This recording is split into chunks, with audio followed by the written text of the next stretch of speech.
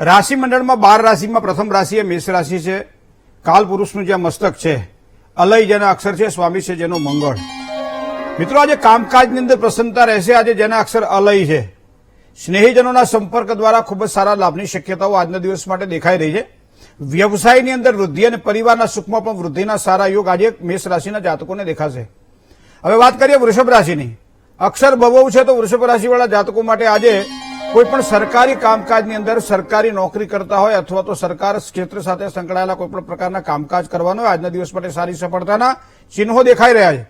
જે કોઈ કાર્ય કરશો એ કાર્ય તમારા ફળદાયી બનશે. નોકરિયાતની બાબતમાં વિચાર કરવામાં આવે તો સારા સમાચાર કોઈ મળે, ધંધાની અંદર પણ લાભ મેળવી શકાય તેવા યોગ પણ ચંદ્રબળના આધારે વૃષભ રાશિના જાતકોને દેખાય છે. મિથુન રાશિ.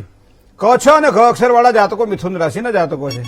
થોડું સાચવીને કામકાજ એટલા માટે કરવું પડશે મિત્રો કે કામકાજમાં નિરાશાઓનો થોડો અનુભવ થશે.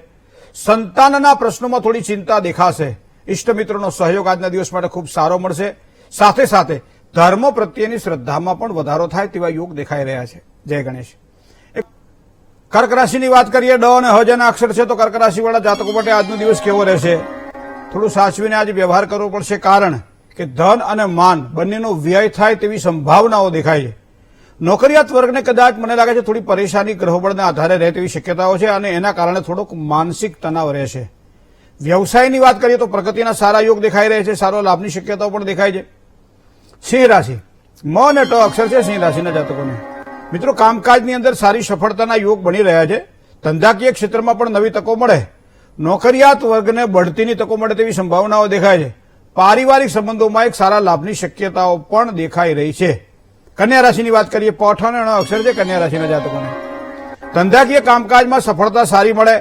પ્રતિસ્પર્ધી પક્ષ દ્વારા સારો વિજય પ્રાપ્ત થાય. આત્મવિશ્વાસમાં વધારો થાય. સાથે સાથે ઘરમાં એક આનંદનું વાતાવરણ નિર્માણ થાય તેવા યોગ પણ બની રહ્યા છે. જય ગણેશ.